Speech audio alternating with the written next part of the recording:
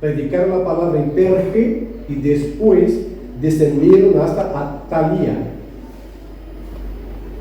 Por último, regresaron en barco a Antioquía de Siria, y acá recuerden que hay dos Antioquías siendo trabajadas, la Antioquía de Siria y la Antioquía de Siria. Por eso Lucas nos hace cuestión de decir en cuál Antioquía él está. Antioquía de Siria es la Antioquía que da origen a su viaje, de allí sale. Antioquía de Siria es una Antioquía que va a pasar por ella y va a predicar el Evangelio. Entonces, por último, regresaron en barco a Antioquía de Siria, donde había iniciado su viaje.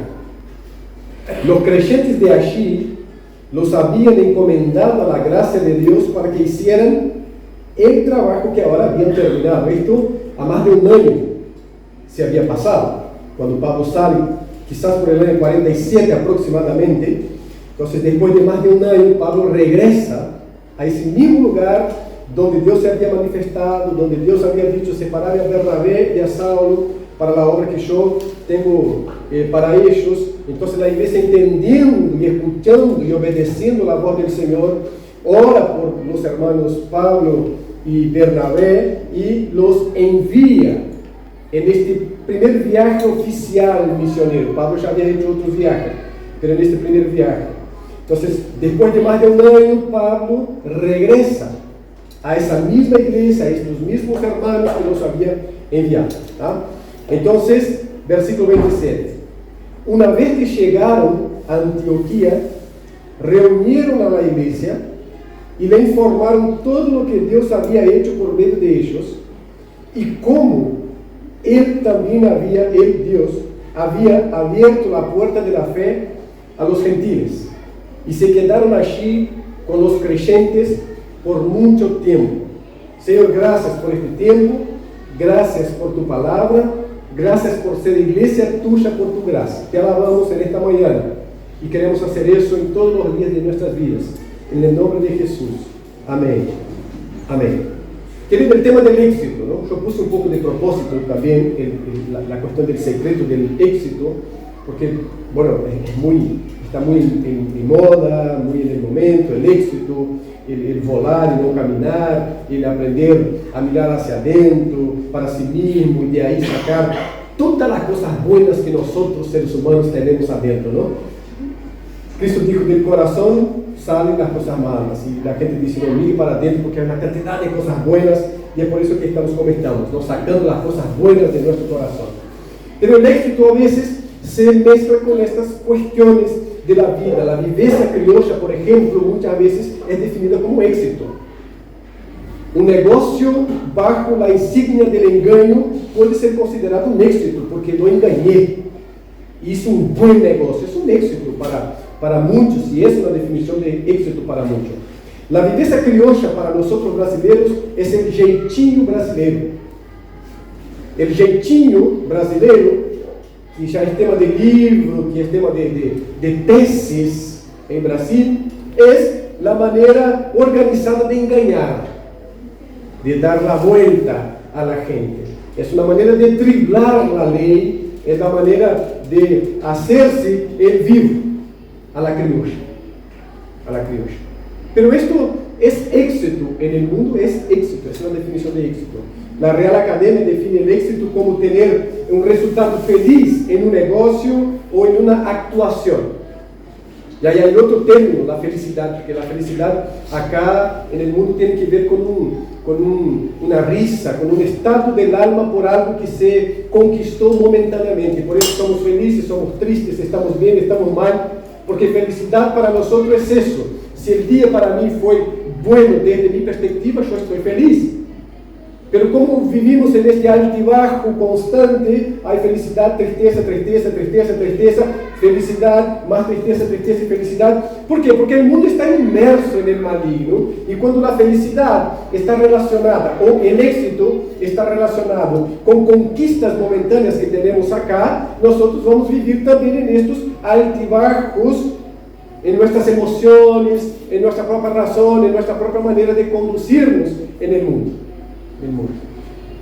La Biblia define éxito, no porque ella quiere definir éxito, pero mirando bíblicamente y contextualmente, el texto bíblico, el éxito tiene que ver con otras cosas, no tiene que ver con lo que yo alcancé. Por ejemplo, alcanzar un bien material nunca fue definido como un éxito. Y más, Salomón escribiendo, Salomón, yo decía, allá en los primeros capítulos de Eclesiastés, no de los Proverbios, pero de Eclesiastés, él va a decir que quería entender cuál era el significado de la vida. Y para entender cuál era el significado de la vida, él se puso a experimentar cosas. Salomón era práctico y él se puso a experimentar cosas. Y él habla por lo menos de 4 cosas que él se puso a experimentar, guardando en su mente un cachito de sobriedad para poder analizar. Entonces él dice que experimentó todo lo que se refería con las bebidas, con el vino principalmente en aquella época. Él dice que esto no trajo felicidad ninguna, no le trajo sentido de vida y dijo, es vanidad, todo es vanidad. Él dijo que experimentó en las cosas materiales, consiguió casa, castillo y todas esas cuestiones, plantaciones, y su conclusión fue la siguiente: es vanidad, es vanidad. Su conclusión es básica, es vanidad. Entonces él dice, voy a ver con las mujeres, en su caso era hombre, voy a ver con las mujeres. Y ya trajo para sí ahí una cantidad enorme, unas 1000 entre esposas y concubinas y todo eso. Y llegó a la conclusión más obvia del mundo que podría llegar un hombre que junta para sí 1000 mujeres, ¿no? Es vanidad. Es vanidad porque no es eso lo que da el significado de la vida. Y él también se puso a reflexionar sobre el trabajo, sobre la fatiga del trabajo y del día a día. Dijo, yo trabajé más que todos y yo me empeñé en varias cosas. Y la conclusión obvia es la siguiente, es vanidad. Ahora, no hay un problema con el trabajo, no hay un problema con los bienes materiales. Por el contrario, el problema está cuando eso pasa a ser la medida, el estándar para el éxito y la felicidad. Y es eso lo que Salomón está diciendo. Si lo que queremos es saber el verdadero significado de la vida, no está en estas cosas. Por eso después va a decir, no hay nada mejor para el ser humano que trabajar, gozarse y reconocer que Dios es dueño de todo y Dios le ha dado todo, porque de ahí viene el verdadero significado de la vida. Y por eso la conclusión de Eclesiastés es: de todo lo que se ha oído, de todo lo que se ha escuchado, de todas las reflexiones que hemos hecho, el fin ¿cuál es? Teme a Dios y guarda sus mandamientos, porque Dios ha de traer a juicio toda obra, quer sea buenas o quiere ser malas. Es la conclusión de todo. ¿Por qué? Porque el éxito, la felicidad verdadera está en vivir para Dios y bajo los parámetros de Dios. Es la conclusión de Salomón. Pero estamos con Pablo y entonces vamos a ver en estos versículos algunas perspectivas de Pablo. ¿Cuál es el secreto cristiano a partir del apóstol Pablo? El secreto cristiano a partir de Pablo es vivir una vida en obediencia a Dios. ¿Por qué? Porque Pablo vuelve a Antioquía, hermanos, y habla de éxito, es decir, estamos a más de un año viajando, pasamos por varias ciudades, islas, provincias, predicamos, y Pablo se concentra en hablar sobre las puertas que Dios había abierto para los gentiles y cómo el evangelio había llegado a los gentiles. Porque cuando Dios se presenta a Pablo, Jesucristo se presenta a Pablo, él dice que Pablo iba a ver lo que significaba sufrir por su nombre, porque hasta entonces era un perseguidor. Ahora él va a ser perseguido, estamos hablando de Hechos capítulo 9.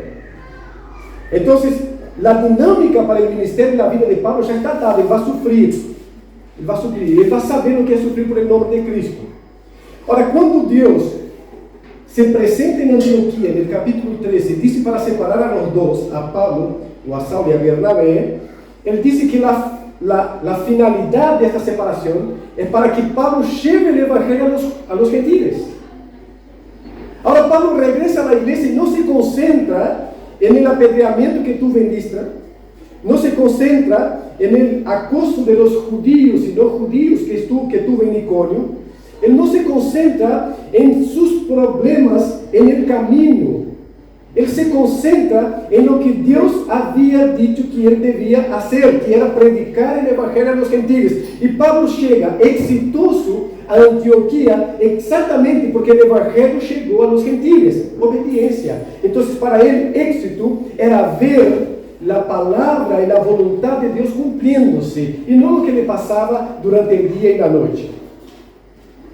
Porque él podría haber llegado frustrado a Antioquía. Salí en obediencia al Señor, me apedrearon y me dieron como muerto.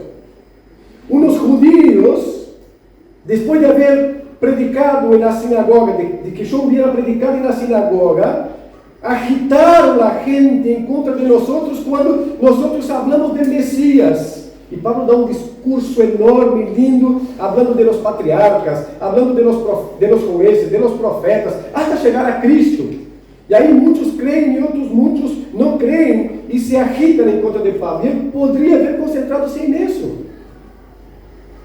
Había dos maneiras de Pablo volver a Antioquía: como un apóstolo frustrado, completamente frustrado, por lo que le pasó en este primer año de viaje, o en este primer viaje, o un apóstolo con la vista, con la visión colocada en Dios y en la voluntad del Señor, y desde ahí viendo lo que se había cumplido en su ministerio. Y es eso lo que le hace: él vuelve a Antioquía de Siria con la vista puesta, con su visión puesta en Dios y en lo que Dios había hablado para ellos. Ustedes van a predicar el evangelio a los gentiles. Entonces, él regresa y dice: el evangelio llegó a los gentiles. Dos maneras de vivir. Hay una historia muy conocida, y ustedes seguramente ya la escucharon, ¿no? De los dos hombres que picaban rocas, piedras. Dos hombres picando piedras. Eran picapiedras, los dos. Y uno con una tristeza enorme, con un bajón enorme, casi llamando el PIT-CNT ya para hacer un paro general y resolver el problema. Los dos en la misma circunstancia, en la misma situación, picando piedras, rocas. Entonces pasa alguien y le pregunta por qué él estaba de aquella manera, con un bajón tremendo, tan triste. Y el hombre irónicamente dice: pero ¿cómo me vas a preguntar eso? ¿No ves que estoy bajo sol, con este calor todo, picando piedras? ¿Qué crees? ¿Que yo tengo una sonrisa enorme en los labios? Entonces, el que preguntó, pregunta al otro: ¿por qué tu actitud es tan distinta del otro? Porque estoy construyendo una catedral. Los dos estaban lo mismo, picando piedra, pero uno veía solo eso, que estaba picando piedra, y otro veía lo que se iba a hacer con estas rocas, con estas piedras, y decía: yo estoy construyendo una catedral. Y por eso su ánimo, su manera de ver la realidad, su manera de encarar la realidad era completamente distinta a aquel. Entonces Pablo podría haber concentrado, sí, en todos los problemas del camino, que no fueron pocos, pero él se concentró en que estaba honrando a Dios, en obediencia a Dios, predicando el evangelio de Dios. Y esto hizo toda la diferencia para Pablo. Pablo fue un apóstolo exitoso, pero bíblicamente, porque secularmente Pablo sería una derrota. Tal como Jeremías fue un profeta exitoso. ¿Por qué? Porque obedeció a Dios del comienzo al final. Pero hoy Jeremías no pasaría la prueba para ninguna iglesia para ser pastor. Porque alguien que predica 40 años aproximadamente y no tiene convertidos en su ministerio es un fracasado. Y fue lo que le pasó a Jeremías. Más de 40 años predicando y llamando al arrepentimiento y no hubo convertidos. No hubo gente que oyera la predicación de Jeremías, que venía directamente de Dios, para volver a los caminos del Señor. Es tanto que termina en un exilio, un fracasado. Pero Jeremías es un exitoso. ¿Por qué? Porque él vivió en obediencia al Señor. Éxito, felicidad tiene que ver con nuestra manera de vivir según la voluntad del Señor, en obediencia al Señor. Segundo lugar, el secreto del éxito cristiano está en entender que la vida cristiana tiene muchos contratiempos. Muchos contratiempos. El famoso sermón del monte, que ustedes saben, empieza en el capítulo 5, termina en el 7, pero el capítulo 5 son las bienaventuranzas. Y algo interesante de las bienaventuranzas es que Dios dice, Cristo dice que los bienaventurados son aquellos que entienden el proceso, porque Él dice: bienaventurados los que choran, porque serán consolados. Bem-aventurados os perseguidos por causa da justiça, porque estes sim vão ver o rei e seu reino. Ele está falando que aquele que entende o processo, que sabe que no processo o mar não é de rosas, no sentido de lo que entendemos, como todo, se todo fuera hermoso, el que entende esse processo é um bem-aventurado. É decir, el que entende que en el caminar há muitos contratempos, é um bem-aventurado. ¿Por quê? Porque sua vida não vai ser manejada por los contratempos, sino por la fidelidade de Deus. Essa é a questão acá. Pablo não se deixou manejar por los contratempos, los sufrió, se angustiou, pero não se deixou manejar por los contratempos. Pablo se manejou por la fidelidade del Senhor todo el tiempo. Todo el tiempo ele cresceu e viveu com base na fidelidade do Senhor. Por isso, é um apóstolo exitoso. Terceiro lugar, o secreto da vida cristiana está em viver em obediência a Deus e em el poder de Deus. Por quê? Quando Pablo está predicando, ele predica o Evangelho. Por quê? Porque é uma definição básica do próprio apóstolo, achar em Romanos, capítulo 1, versículos 16 e 17. Porque não me avergonzo dele? Porque o Evangelho que é? Para quê? Para a salvação. Pablo era um homem, já hablé várias vezes, se repito, Pablo é um dos principais intelectuais que este mundo já viu. Pablo não é estudado nas faculdades, nas universidades, porque Pablo era um apóstolo de Jesucristo. Porque se Pablo hubiese estado em Grécia, junto a Platão, Aristóteles, hubiese colocado todos em bolsillo. Pablo caminhou entre dois mundos completamente antagônicos até o momento, que era o mundo judío e o mundo gentil. E Pablo supo comunicar-se nestes dois mundos, uma verdade única. Pablo tem uma verdade que ele predica e é entendível no mundo judío, e ele habla de Abraão, de Isaac, de Jacob, de los patriarcas, de los profetas, de los reyes, de los jueces, e até chegar em Cristo Jesus. E quando Pablo atravessa a calle e se vai ao mundo gentil, ele habla de los filósofos e como eram torpes os filósofos. A Tito, por exemplo, ele habla que os filósofos e que os poetas eram mentirosos, porque era uma fama que se temia, era na isla de Creta, era de poetas e filósofos mentirosos. E ele conhecia. E ele não habla de Abraão, não habla de Isaac, não habla de Jacob, ele habla do Deus criador de todas as coisas, que não necessita de nadie para viver e que volverá um dia para poner fim a todo este aspecto e espectro humano de sofrimento e dolor e juzgar a todos. Ele era apóstolo. E o que temos dele está na Bíblia, por isso não está nos círculos intelectuais fora do âmbito da igreja. Mas era super intelectual. Então Pablo teria contenido para chegar e dizer: mira, eu tenho acá todo um paquete filosófico para apresentar. Eu tenho acá todas as orientações estoicas para dar-te para que tenha uma vida feliz. Um estoicismo assim para... Pablo disse: não, eu tenho o Evangelho, porque o Evangelho é o poder de Deus para a salvação de todo aquele que crê, primeiramente do judío e logo do gentil. O Evangelho. Pablo vivia em obediência a Deus, pero também no poder de Deus. Não confiava em si mesmo e não confiava em outra fuente que não fuera a palavra do Senhor. E é por isso que ele disse: eu lhes predico o Evangelho. Quando vai a Corinto, ele disse: eu decidi não saber nada entre vosotros que não seja Cristo e esse crucificado. Eu decidi, por quê? Porque ele teria muita coisa em sua cabeça. Mas ele decidiu que em Corinto e em seu ministério general, o que ele ia predicar era Cristo e este crucificado. Então, a obediência cristiana não pode estar desvinculada do poder de Deus para viver esta obediência, porque senão seria meritocracia humana e logo entraríamos em uma frustração tremenda, porque não podemos obedecer a Deus, à maneira de Deus, fora do poder de Deus. A graça de Deus é algo que nos rescata do luxo, que nos saca da oscuridade, que nos dá nova vida, mas é algo que sigue com nós hasta a glorificação. Então, esta salvação que nós vamos desarrollando aqui, em outros termos, es santificación, esto también es basada en el poder y la gracia del Señor. No podemos santificarnos si no es respaldado por la gracia del Señor.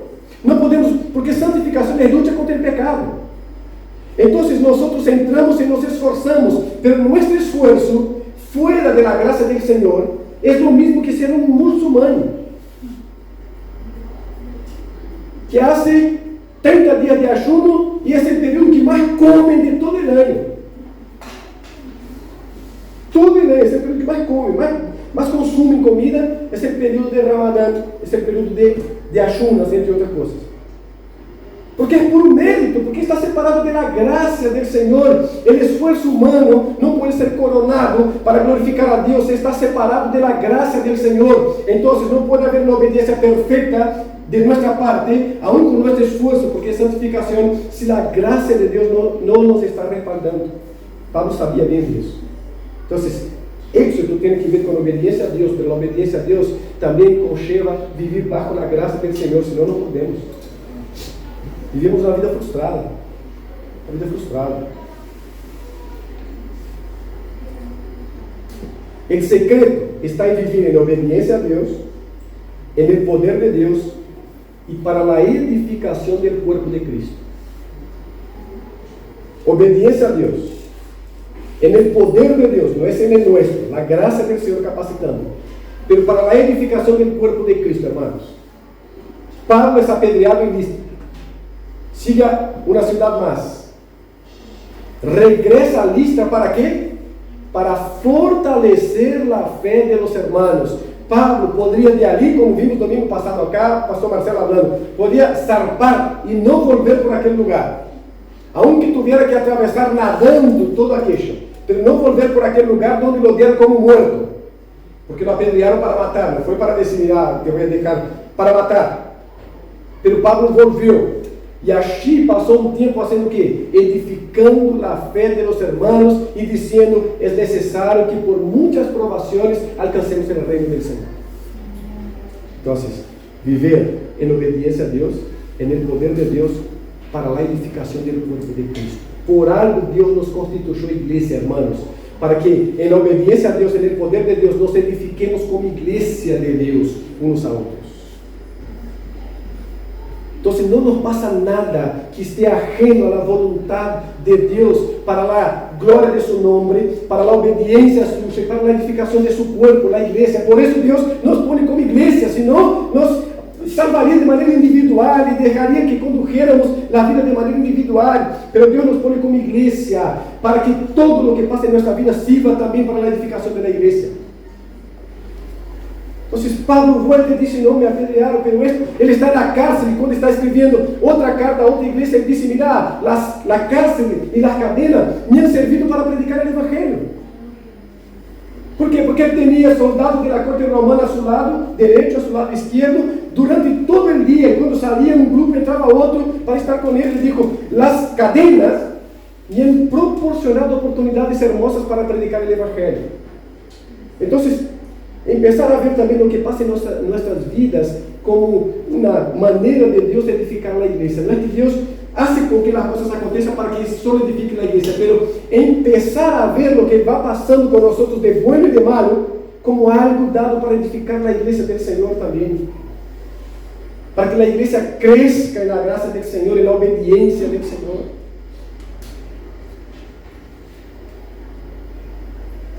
El secreto de la vida cristiana está en vivir en obediencia a Dios, respaldado por la gracia del Señor, es decir, en el poder de Dios, para la edificación del cuerpo de Cristo, la iglesia, y para la gloria de Dios. La gloria de Dios. El ser humano más exitoso de la faz de la tierra es aquel que vive para la gloria del Señor. Por eso que Pablo, cuando escribió a la iglesia en Corinto, en su primera carta, en el capítulo 10, versículo 31, dice, mira, todo lo que ustedes vayan a hacer, comer, beber, y él podía extender la lista. Todo lo que vayan a hacer, hagan para la gloria del Señor. No hay éxito que pueda llenar más al corazón del ser humano que aquel de la seguridad que tenemos, que estamos viviendo y lo que estamos haciendo es para glorificar al Señor. Esto nos hace pensar en cada actitud nuestra. Esto nos hace pensar en cada reacción nuestra. Esto nos hace pensar en cada aspecto de nuestras vidas. Porque es lo que Pablo dice, todo, cada aspecto de nuestras vidas, si lo estamos viviendo para la gloria del Señor. Si Dios va a ser glorificado en eso. La pregunta no es qué es lo que estoy pasando, si es muy bueno, si es muy malo, si es más o menos. La pregunta es, ¿cómo glorifico a Dios en eso? ¿Cómo glorifico a Dios en esta situación? La pregunta no es qué hermoso trabajo tengo. La pregunta es, ¿cómo glorifico a Dios en este trabajo? La pregunta no es qué facultad espectacular yo estoy haciendo y voy a ser el mejor profesional. La pregunta es, ¿cómo glorifico a Dios en eso? La pregunta no es qué viaje maravilloso voy a hacer. La pregunta es, ¿cómo glorifico a Dios en eso? La pregunta no es qué descanso hermoso estoy teniendo, porque merecemos, trabajamos mucho. La pregunta es, ¿cómo glorifico a Dios en el descanso también?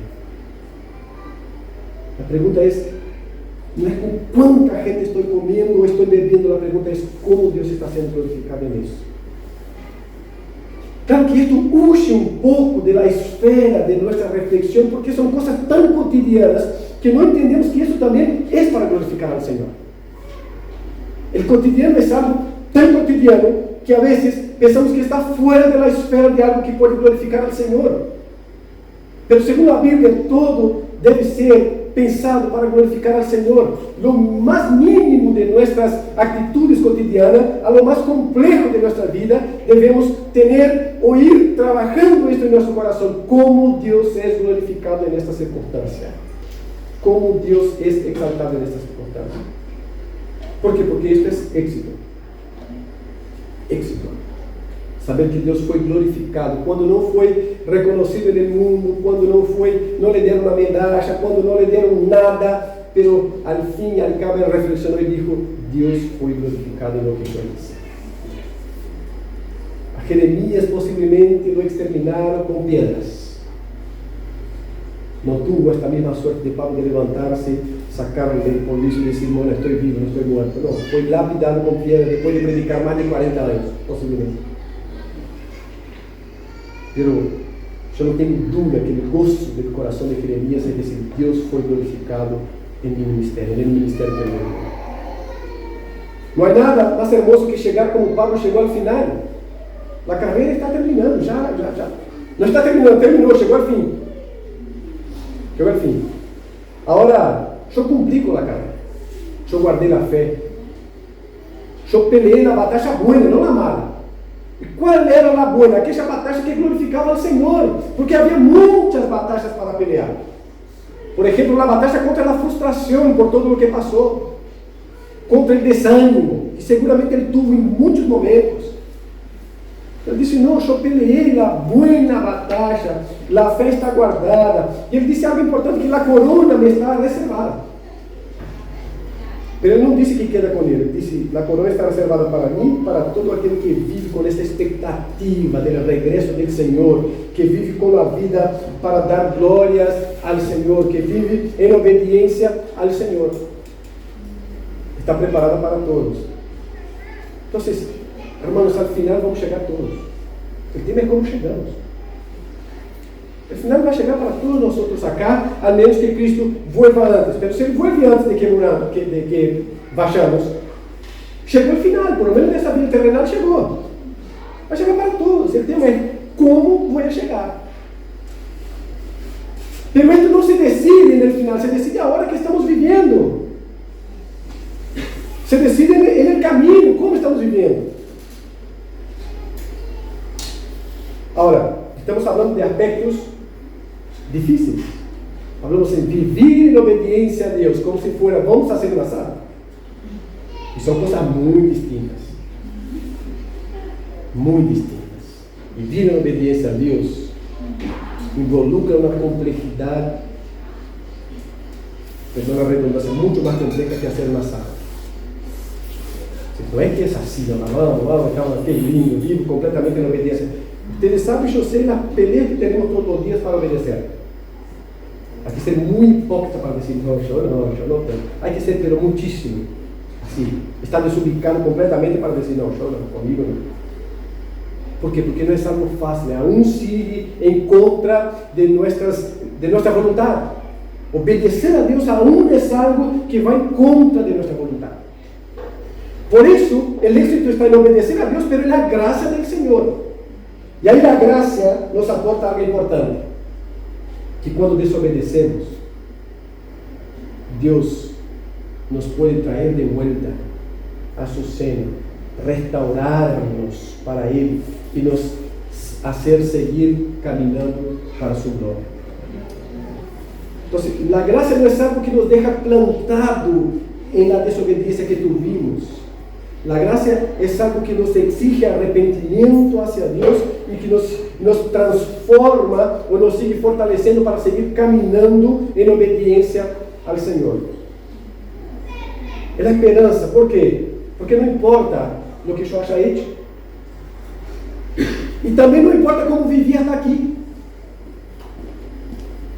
Si estamos vivos, la gracia del Señor es algo que está para nosotros disponible para transformar nuestras vidas, para restaurar nuestras vidas y para dar un nuevo caminar para cada uno de nosotros. Y yo no estoy pensando en ningún no creyente, hermano, yo estoy pensando en nosotros creyentes. Yo no estoy pensando en la gente que se va a reunir para el carnaval ahora, para la fiesta de la carne, y va a pasar de todo. Yo estoy pensando en nosotros. Yo estoy pensando en cuántas frustraciones nosotros tenemos, porque sabemos que desobedecimos y ahora estamos, ¿será que sí? ¿Será que no? Señor, por favor, no valgo nada. No vale nada, amigo, ya sabemos, no valemos nada. Lo que el valor nuestro está en ser de Dios, creación de Dios y gente redimida por Jesucristo. Ahí está nuestro valor. Y por ser así, nosotros tenemos que aprender a ir al Señor en nuestros errores, en nuestra desobediencia, porque el Señor restaura. El Señor restaura. Es algo de lo más lindo que podemos creer desde la perspectiva bíblica, que el Señor restaura. Él no nos pidió que viviéramos en obediencia, porque sabía que si un cachito de esfuerzo no íbamos a desobedecer nunca, no. Por eso Él dice, este es mi Hijo amado, en Él tengo placer. Es decir, el que me complace, el que puede quitar la ira mía sobre los seres humanos, es Cristo. Este es mi Hijo amado, en Él tengo placer. Es el único que puede complacerme en mi ira. Entonces, por causa de Cristo, podemos ser restaurados en cualquier momento. Podemos ser llevados nuevamente a este ámbito de la gracia del Señor para disfrutar de la comunión con el Señor, para la gloria del Señor. Entonces, hermanos, cada uno de nosotros llegamos acá así de una manera. Cada uno sabemos cómo venimos conduciendo nuestras vidas, los pecados con los cuales luchamos, las desobediencias. Sabemos. E aí eu hablo com aqueles que desobedecem. Aqueles acá que não desobedecem, hagan oído duro comigo, não necessita escuchar. Pero aqueles que desobedecem, hablo com eles. Sabemos. Pero temos que ter a segurança. O Senhor restaura. O Senhor nos ha dado perdão em Cristo Jesus. Há que ir a Ele em arrependimento, em confissão. Porque temos um advogado junto ao Padre que intercede por nós. Y quizás la manera que vivo no me va a quitar la salvación, porque si Cristo me la dio, pero me va a quitar el gozo de la caminata, me va a quitar el gozo de la comunión con Dios y de la comunión con la iglesia. Entonces, vayamos a Dios, respaldándonos en su gracia, confesando nuestra desobediencia, nuestro pecado, y pidiendo a Dios que restaure el gozo de la comunión con Él y de la comunión con su iglesia. de la obediencia a su palabra y de la vida que honra a Dios en toda y cualquier circunstancia. Yo sé que Dios por su Santo Espíritu nos va a fortalecer para eso, nos va a dar gracia para eso. Amén. Vamos a orar.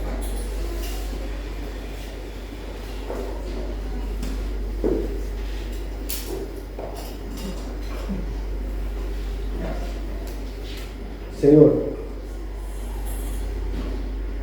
danos sensibilidad a nuestros corazones, oh Padre.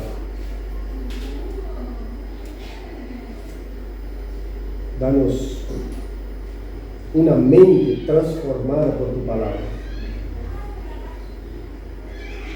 para que la administración de tu Espíritu Santo, Dios, llegue a nosotros y no nos encuentren duros, sino que sensibles a tu voz y a tu verdad, a tu llamamiento, oh Dios, tu llamamiento. Cada uno de nosotros acá, Padre, sabemos las luchas que tenemos y tú sabes mejor que cada uno de nosotros, oh Dios. Así que venimos a ti en esta mañana, Padre, rogándote que nuestros corazones sean quebrantados en tu presencia, que tu Santo Espíritu ministre en cada uno de nosotros, Señor, dándonos una conciencia bíblica de lo que te agrada y lo que no te agrada, Señor, para de esta manera, respaldados por tu gracia, vivir en obediencia a ti, Señor, para la edificación de tu cuerpo y para la gloria de tu nombre santo y poderoso, Señor. Gracias por tu perdón, oh Jesucristo, en la cruz, por la redención, por el llamamiento eficaz que nos ha dado vida eterna. Te agradezco. Pero no nos dejes, Señor, vivir esta vida sin el gozo de la comunión contigo, Padre. Sin el gozo de la comunión con tu verdad y con tus hijos, con tu iglesia, Padre. Una vida estéril en lo que es la comunión y el gozo en esta comunión, Señor. Ayúdanos a buscar ser exitosos según tu palabra, glorificando a tu nombre, Señor, en cada aspecto de nuestras vidas, buscando vivir en el poder de tu Santo Espíritu, Padre, y orientados por tu santa palabra, Señor. Bendiga esta iglesia, oh Padre. No permita, oh Padre, pecados ocultos de ninguna índole, oh Padre, de ingratitud, de quejas, de murmuraciones, de adulterio, de pornografía, sin ningún pecado, por favor. Sánanos a cada uno, Señor, de insubmisión, de rebelión contra tu voluntad, de chusmería. Sálvanos de nosotros mismos, oh Dios, y establezca entre nosotros tu voluntad. Danos una mente, Señor, para vivir y pensar según tu palabra y según tu verdad bíblica, oh Padre. No nos dejes, Señor, acostumbrar con el pecado, ni el nuestro ni el de nuestros hermanos, Señor, de ninguno de nosotros. Ayúdanos a buscar la santificación cada día y a buscar vivir, Señor, cada aspecto de nuestras vidas para la gloria de tu nombre. Te alabamos, oh Dios, porque tenemos en ti plena restauración, perdón, comunión.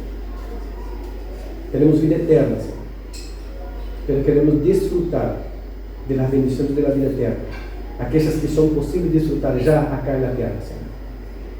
Y por eso, líbranos de la tentación y de pecar contra ti, Señor. En el nombre de Jesús. Amén.